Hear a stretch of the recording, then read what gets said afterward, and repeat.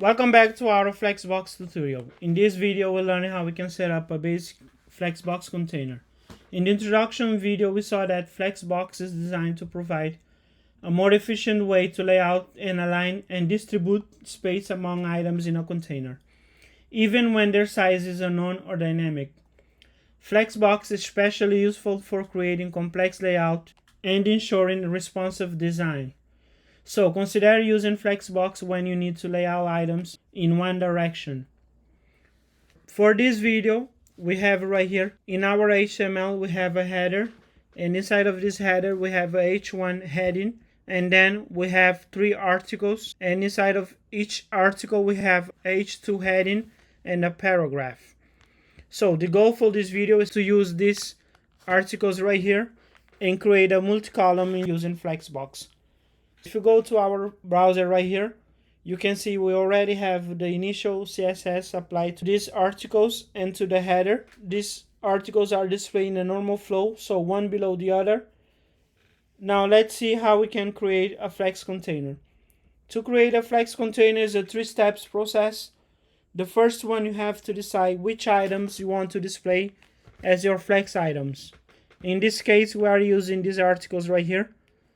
So the second step is to surround those elements with a parent. Let's use this section tag. And now the articles are surrounded inside of a parent element. So let's just give you some tabulation so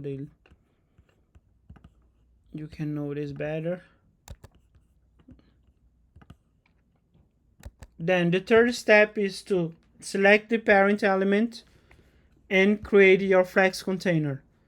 For us, we are using the class attribute, and let's call it Flex-container. Then we will target this Flex container class and create our Flexbox container. So to create a Flexbox container, you have to use the property display with the value of Flex. Save it. If you view in a browser, now you have a 3-column layout. Pretty awesome, right? Just one single line of code, and then you have a 3-column layout in CSS. You can also notice that each column has the same height. So this is because Flexbox will match the height of the tallest content inside of its container. You can also give some space using the gap property. So let's give in a gap of 4 pixels. Save it. And now you can see the columns are separate from each other. Let's also apply some margin. I want to add a margin top of 20 pixels. Save it. And also let's increase the gap. Let's give it a 10 pixel gap. So save it. By default, when you set up your Flex container, the direction of the Flex item will be row, as we saw in the introduction video. So to override it, you can come right here. You can use the Flex direction property with the value of row. Save it. This is the same thing because, like I said, this is the default value, but you can change it to column. When you change it to column, you are changing the main X direction. So by default, when it's row, it comes from left to the right. But now, because we are using column, it comes from top to bottom. That's why we see the articles as they do in a normal flow. You can also use the row reverse. What this will do is gonna change the cross axis, because as you know, in the row, the main axis comes from left to right. When you use the reverse, it comes from right to left. The same thing happens when you use column reverse. So if you use column reverse, you can notice that the third article is the first one and the first article is the last one. So let's change it to row. You can also align the items inside of your Flexbox container using the align items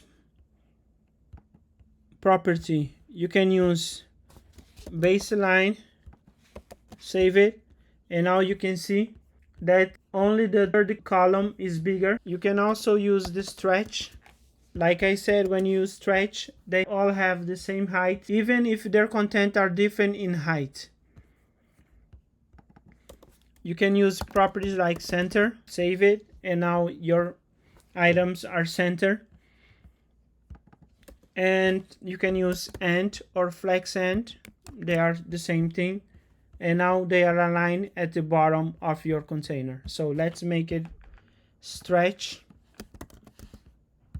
So this is how you can create your flex container. As I said before, you have to decide which item will be displayed as a flex item, and then you surround it with a parent element. Then you target the parent element to make it a Flexbox container. You have to use the property display with the value of flex, and then you can use the property gap to give space between the columns. You can align the items using the align items property, and you can change the direction using the flex direction property. Now that we saw how we can create our flex container, let's see how we can use Flexbox to create the navigation menu. In this code right here, you can see that I have a nav tag, and inside of this nav tag, and I have an order list, and each item has an anchor inside of it. And I also add some basic styles to style the navigation tag and the unordered list, and also the anchor tag. To create a flex container, you have to have a parent, so let's use this unordered list and use this property display with the value of flex.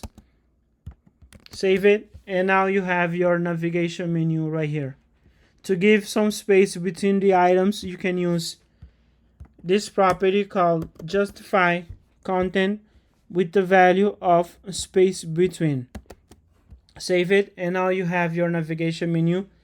If you want the items in the corners to become closer, you can use space evenly. Save it, and now they have the same amount of space between of them. Or you can also use space around. Let's change it for space evenly so they become center. So this is the power of Flexbox. As you can see, we create a navigation menu using Flexbox, and also multi-column layout using Flexbox with 2 lines of code. So this is it for this video. On the next one, we'll explore more about flex items and what happens when you set up your flex container. Stay tuned.